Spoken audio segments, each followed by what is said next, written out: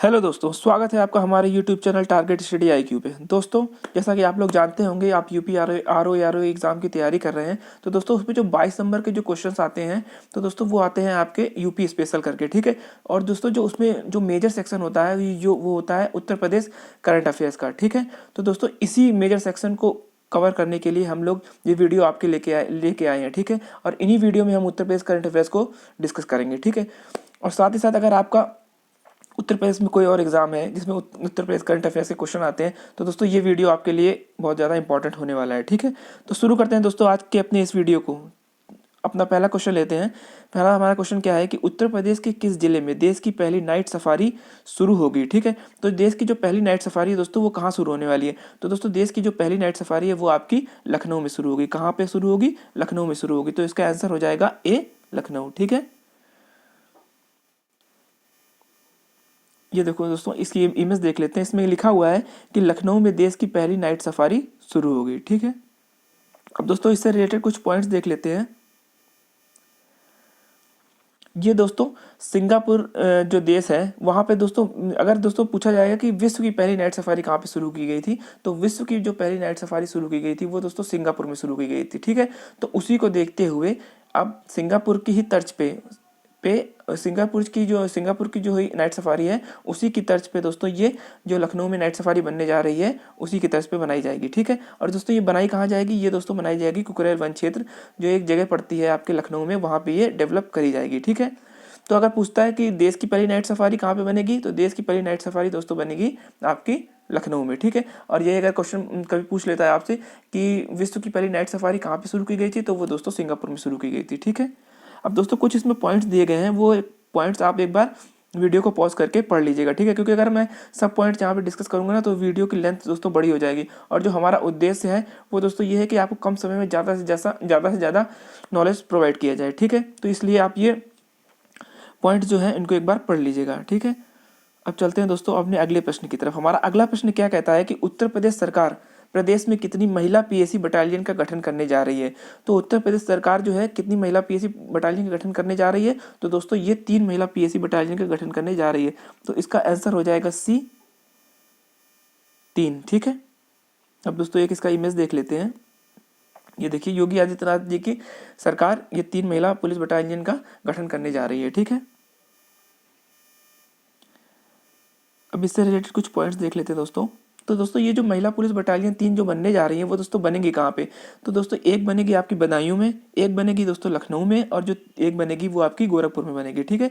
तो ये 3 जगह कहाँ कहाँ हो जाएगी? बदायूं, लखनऊ और गोरखपुर। दोस्तों, एक क्वेश्चन इस तरह से पूछा जा सकता है कि इनमें से कहाँ पे ये महिला बटालियन नहीं बनेगी, किस शहर में ये महिला बटालियन नहीं बनेगी? तो उसमें ये 3 ऑप्शन दे देंगे, 4 ऑप्शन दे देंगे। उसमें से 3 तो बदायूं, लखनऊ और गोरखपुर हो जाएगा, एक कानपुर दे देगा या मेरठ दे देगा, गाजियाबाद दे देगा, कुछ भी दे देगा, तो आपको वो रॉन्ग आंसर हो जाएगा। तो आपको 3 ये याद रखने हैं, बदायूं, लखनऊ और गोरखपुर में, ठीक है। और दोस्तों, ये बनने वाली किसके नाम पे है? तो दोस्तों, जो अपने उत्तर प्रदेश की जो वीर और साहसी महिलाएं हैं, उनके नाम पर इनका नाम रखा जाएगा। तो अभी इनको किन 3 महिलाओं को इसमें लिया गया नाम में? तो एक है रानी अवंतीबाई लोधी, दूसरी हैं उदय देवी और तीसरी हैं झलकारी बाई। उनके नाम पर ये तीनों बटालियन बनेंगी, ठीक है। अगर दोस्तों बात कर लें पीएससी का फुल फॉर्म क्या होता है, तो पीएससी का दोस्तों फुल फॉर्म होता है प्रोविंशियल आर्म्ड कांस्टेबुलरी। क्या होता है? प्रोविंशियल आर्म्ड कांस्टेबुलरी, ठीक है। ये दोस्तों पॉइंट है, ये एक बार आप रीड कर लीजिएगा, ठीक है। अब दोस्तों, अपने अगले क्वेश्चन पे चलते हैं। तो हमारा अगला प्रश्न क्या है कि अंतर्राष्ट्रीय अभिधम्म दिवस कार्यक्रम का आयोजन कहाँ पर किया जा रहा है? तो दोस्तों, अंतर्राष्ट्रीय अभिधम्म दिवस जो कि कार्यक्रम है, इसका आयोजन दोस्तों उत्तर प्रदेश के ग्रेटर नोएडा में किया जा रहा है। कहाँ किया जा रहा है? ग्रेटर नोएडा में। तो इसका आंसर हो जाएगा सी, ग्रेटर नोएडा, ठीक है। अब दोस्तों, इसका एक इमेज देख लेते हैं। दोस्तों, इस इमेज में लिखा हुआ है, दोस्तों एक मान्यता है इस दिन को मनाने की। एक मान्यता ये मानी जाती है कि जो भगवान बुद्ध थे वो आज ही के दिन स्वर्ग से पृथ्वी पर आए थे, इसलिए हम इस दिन को मनाते हैं, ठीक है। अब दोस्तों, ये इसमें देखो क्या लिखा हुआ है कि international Abhidhamma day event to be held at Gautam Buddha university JBU in greater Noida. तो इसे ग्रेटर नोएडा में मनाया जाएगा, ठीक है। चल कुछ पॉइंट्स देख लेते हैं दोस्तों इससे रिलेटेड। तो दोस्तों ये किसके द्वारा मनाई जाएगी, तो ये दोस्तों उत्तर प्रदेश का जो संस्कृति मंत्रालय यानी कल्चर मिनिस्ट्री जो है उसके द्वारा ये मनाई जाएगी। और ये दोस्तों कहाँ मनाई जाएगी, ये ग्रेटर नोएडा के गौतम बुद्ध यूनिवर्सिटी में मनाई जाएगी, ठीक है। और दोस्तों ये किसके द्वारा मनाई जाएगी, ये मनाई जाएगी जो गौतम बुद्ध बौद्ध धर्म के जो अनुयायी होते हैं और जो बौद्ध भिक्षु होते हैं उनके द्वारा ये मनाया जाता है, ठीक है।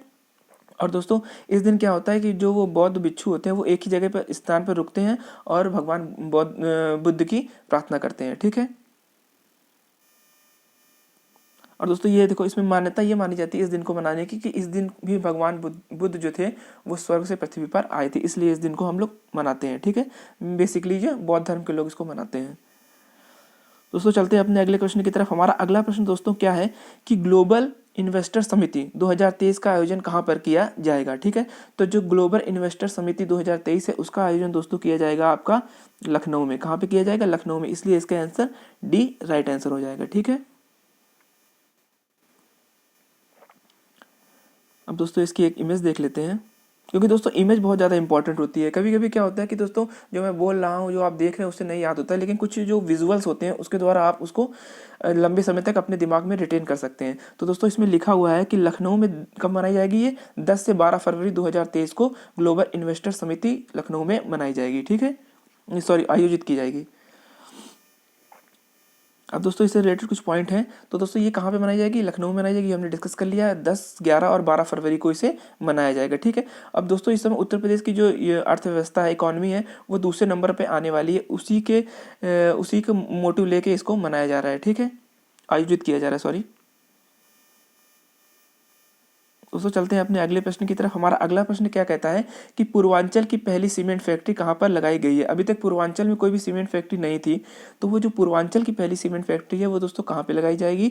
तो दोस्तों ये जो लगाई जा चुकी है, ये दोस्तों लगाई गई है आपकी गोरखपुर में। कहाँ पे लगाई गई है, गोरखपुर में। तो इसका आंसर सी गोरखपुर राइट है, हो जाएगा, ठीक है।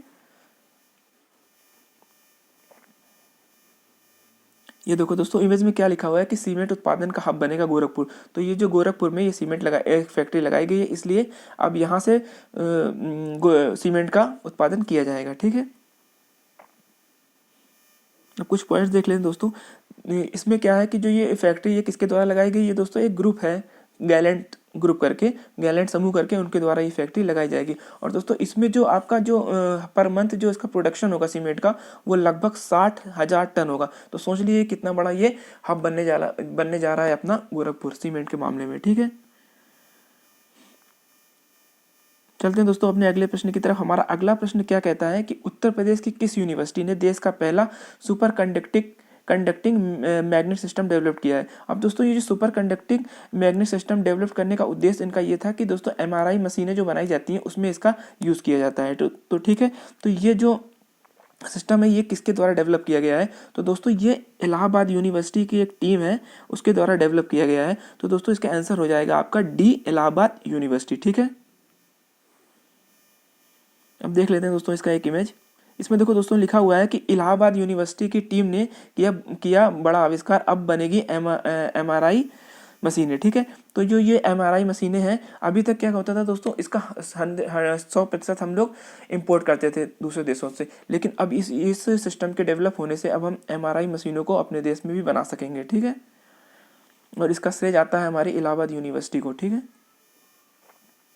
कुछ पॉइंट्स देख लेते हैं दोस्तों। इसमें क्या लिखा हुआ है कि भारत में जो अभी तक जो MRI मशीनें होती थी वो दोस्तों हम लोग इंपोर्ट करते थे, पूरी 100% जो इंपोर्ट करते थे हम लोग, ठीक है, मशीनों को। और दोस्तों ये जो किसके द्वारा ये डेवलप किया गया सिस्टम, वो डेवलप किया गया है इंटर यूनिवर्सिटी एक्सीलेटर सेंटर के द्वारा ये डेवलप किया गया है, ठीक है। और दोस्तों ये जो टीम थी जिसकी अगुवाई की थी आपके अविनाश चंद्र पांडे जी ने, जो इलाहाबाद यूनिवर्सिटी के प्रोफेसर थे। तो ये किसने की थी इसकी अध्यक्षता, इस टीम की अविनाश चंद्र पांडे, क्या नाम है इनका, अविनाश चंद्र पांडे। दोस्तों ये मशीनें इतनी महंगी नहीं होती थी, लेकिन जो इनका इंपोर्ट करने पे जो पैसा लगता था वो बहुत ज़्यादा लग जाता था, इसलिए ये इस तरह का सिस्टम इंडिया ने अपना डेवलप किया, उस पर काम कर रहे थे ये लोग। ये दोस्तों कुछ पॉइंट्स दिए नहीं, आप एक बार रीड कर लीजिएगा। अब दोस्तों एक ये एनटीपीसी रेलवे एनटीपीसी के एग्जाम में पूछा गया था, और दोस्तों और भी बहुत सारे एग्जाम है जिसमें साइंस पूछी जाती है, उसमें ये क्वेश्चन पूछा जाता है कि एमआरआई का फुल फॉर्म क्या है। तो दोस्तों एमआरआई का जो फुल फॉर्म है वो आपका मैग्नेटिक रेजोनेंस इमेजिंग है। क्या है? मैग्नेटिक रेजोनेंस इमेजिंग, ठीक है। अब दोस्तों क्या है कि इसका आविष्कार किसने किया था एमआरआई का? तो सबसे पहले दोस्तों इसका आविष्कार किया था, उनका नाम था रेमंड डैमडियन। क्या नाम था? रेमंड डैमडियन। ठीक है दोस्तों, चलते हैं अपने अगले प्रश्न की तरफ। हमारा अगला प्रश्न क्या कहता है कि उत्तर प्रदेश में कहां पर स्मार्ट ग्राम पंचायत राष्ट्रीय कार्यशाला मीन्स स्मार्ट ग्राम पंचायत नेशनल वर्कशॉप का आयोजन किया गया है? तो दोस्तों ये आयोजन कहां पे किया गया है? तो दोस्तों ये आयोजन किया गया है आपका लखनऊ में। कहां पे किया गया है? सी, लखनऊ में किया गया है, ठीक है। इसलिए इसका आंसर हो जाएगा सी। अब यहाँ पे दोस्तों एक इमेज है वो देख लेते हैं। दोस्तों यहाँ पे देखो इमेज में लिखा हुआ है कि ए ऊपर यहाँ पे देख लीजिए, इस इमेज में लिखा हुआ है कि स्मार्ट ग्राम पंचायत राष्ट्रीय कार्यशाला, ठीक है। इसका आयोजन किया गया है, कहाँ पे किया गया है? लखनऊ में किया गया है, ठीक है। अब कुछ पॉइंट्स देख लेते हैं दोस्तों। इसका जो आयोजन स्थल था ये कहाँ पे किया गया? ये इंदिरा गांधी प्रतिष्ठान जो लखनऊ में है उसमें किया गया है, ठीक है। और दोस्तों जो इसका शुभारंभ किया था, इमेज में आप देख सकते हैं कि इसको शुभारंभ किया था योगी आदित्यनाथ जी ने, ठीक है। अब इसकी थीम क्या है दोस्तों? इसकी थीम है स्मार्ट ग्राम पंचायतें ग्रामीण समुदाय को सशक्त बनाना। दोस्तों ये थीम बहुत बड़ी है, इसलिए एग्जाम में नहीं पूछी जाएगी। ज़्यादातर एग्जाम में जो छोटी थीम्स होती हैं वही पूछी जाती हैं, इतनी बड़ी थीम्स नहीं पूछी जाएगी, लेकिन फिर भी एक बार आप इसको देख लीजिएगा, ठीक है। अब दोस्तों ये कुछ पॉइंट्स हैं, इनको एक बार आप रीड कर लीजिएगा। ये पॉइंट्स दोस्तों देख लेते हैं, जो इंपॉर्टेंट पॉइंट है वो उनको हम यहाँ पे डिस्कस कर लेंगे, लेकिन जो पॉइंट्स और बच जाते हैं उनको दोस्तों एक बार आप रीड कर लीजिए, क्योंकि अगर मैं हर पॉइंट को यहाँ पे डिस्कस करने लग जाऊँगा तो दोस्तों ये वीडियो बहुत ज़्यादा बड़ा हो जाएगा, और हमारा जो मोटिव है कि आपको कम समय में ज़्यादा नॉलेज आपको देना है वो हमारा नहीं पूरा हो पाएगा। इसलिए जो इंपॉर्टेंट पॉइंट वही हम यहाँ पे डिस्कस करेंगे, ठीक है। तो ये जो दोस्तों अभी देख लेते हैं कि वर्तमान में जो केंद्रीय ग्रामीण विकास एवं पंचायती राज मंत्री कौन है? उनका नाम है गिरिराज सिंह, ठीक है। क्या नाम है? श्री गिरिराज सिंह उनका नाम है। और दोस्तों ये एक यूपी लेखपाल में अभी जो 2022 का एग्जाम हुआ था उसमें ये क्वेश्चन पूछा गया था कि पंचायती राज प्रशिक्षण संस्थान जो पंचायती राज ट्रेनिंग इंस्टीट्यूट है वो कहाँ पे स्थित है उत्तर प्रदेश में? तो दोस्तों ये याद रखिएगा कि ये लखनऊ में स्थित है, ठीक है। अब दोस्तों ये जो पंचायती राज व्यवस्था जो लागू की गई थी वो सबसे पहले कहाँ पे लागू की गई थी? तो दोस्तों ये 2 अक्टूबर 1959 को, ठीक है। 2 अक्टूबर 1959 को ये लागू की गई थी। कहाँ से लागू की गई थी? ये राजस्थान के नागौर जिले में लागू की गई थी। कहाँ पे लागू की गई थी? नागौर जिले में, ठीक है, राजस्थान के। ये दोस्तों बहुत क्वेश्चन पूछा जाता है, एक बार इसे दिमाग में बनाए रखिएगा, ठीक है। और ये किसकी समिति के द्वारा, इस सुझावों के द्वारा ये शुरू की गई थी? ये इनकी जो समिति का नाम था वो थी बलवंत राय मेहता समिति, ठीक है। और बलवंत राय मेहता समिति को ही पंचायती राज का जनक भी कहा जाता है। तो दोस्तों ये क्वेश्चन बहुत ज़्यादा पूछा जाता है कि भारत में पंचायती राज का जनक किसे कहा जाता है? तो वो दोस्तों कहा जाता है बलवंत राय मेहता समिति को। किसको कहा जाता है? बलवंत राय मेहता समिति को। और दोस्तों एक इंपॉर्टेंट इसमें और पॉइंट है, ये देख लीजिएगा कि राष्ट्रीय पंचायत दिवस कब मनाया जाता है? तो दोस्तों जो राष्ट्रीय पंचायत दिवस है वो आपका 24 अक्टूबर को मनाया जाता है। कब मनाया जाता है? 24 अक्टूबर को मनाया जाता है, ठीक है। और जो आपका आर्टिकल 40 है, ठीक है, 40 जो अनुच्छेद 40 है वो आपका ग्राम पंचायत के संगठन से है, रिलेटेड है, ठीक है। तो इसे आप याद रखिएगा, ठीक है। और जो अगर पूछा जाएगा कि कौन सा वायसराय है जो स्थानीय स्वशासन का जनक किसे कहा जाता है? तो जो स्थानीय स्वशासन का जनक है उसे कहा जाता है लॉर्ड रिपन को कहा जाता है, ठीक है। क्योंकि लॉर्ड रिपन ने 1882 में इसकी शुरुआत की थी, ठीक है। तो दोस्तों ये इतने इंपॉर्टेंट पॉइंट हैं कि इन्हें आप फिर से एक बार रीड कर लीजिएगा, ठीक है। ये दोस्तों बहुत फ्रिक्वेंटली आपके एग्जाम में पूछे जाते हैं और आने वाले एग्जाम में पूछे ही जाएंगे, 100% श्योर है ये। चलो दोस्तों चलते हैं अपने अगले प्रश्न की तरफ। हमारा अगला प्रश्न क्या कहता है कि किस राज्य की विधानसभा ने देश में पहली बार एक दिन महिला सदस्यों के लिए नाम किया था?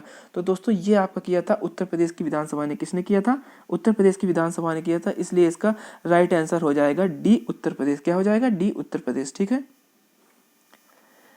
ये देखो देख लेते हैं दोस्तों, ये जो हमारी विधानसभा है उत्तर प्रदेश की, उसमें दोस्तों एक दिन सिर्फ जो महिला विधायक हैं उनके लिए ये नाम कर दिया गया था, ठीक है। अब दोस्तों कुछ पॉइंट्स हैं इससे रिलेटेड, वो देख लेते हैं। तो दोस्तों ये दिन कौन सा था जो महिला विधायकों के नाम में किया गया था? तो ये दोस्तों दिन था, ये 22 सितंबर का दिन था। कौन सा दिन था? 22 सितंबर का दिन था। तो एक बार दोस्तों इसे भी याद रखिएगा, हो सकता है इस पर डायरेक्ट क्वेश्चन आपका पूछ लिया जाए। तो ये 22 सितंबर था दोस्तों। अभी तक देश में, अपने भारत में ऐसा कभी नहीं हुआ है कि किसी भी विधानसभा में कि कोई एक दिन किसी पर्टिकुलर किसी जेंडर के नाम कर दिया जाए। तो पहली बार ये ऐसा हुआ है कि महिलाओं के नाम ये किया गया है। तो इसलिए दोस्तों ये इंपॉर्टेंट क्वेश्चन बनता है आपके लिए, तो इसे याद रखिएगा, ठीक है। इसके साथ ही साथ दोस्तों ये पॉइंट कुछ है, आप एक बार इन्हें रीड कर लीजिएगा। और दोस्तों एक ये पॉइंट और भी आप देख लीजिए कि उत्तर प्रदेश में इस समय वर्तमान में अध्यक्ष कौन है, विधानसभा के अध्यक्ष कौन है? तो दोस्तों ये सतीश महाना है। कौन है दोस्तों? सतीश महाना है, ठीक है दोस्तों। ठीक है दोस्तों, आज हम अपना वीडियो को यहीं पे ही समाप्त करते हैं, ठीक है। तो दोस्तों कमेंट बॉक्स में आप हमें ज़रूर बताइएगा कि आपको ये वीडियो कैसा लगा, ठीक है। तब तक के लिए दोस्तों आप अपना ध्यान रखिएगा, और तब तक के लिए जय हिंद।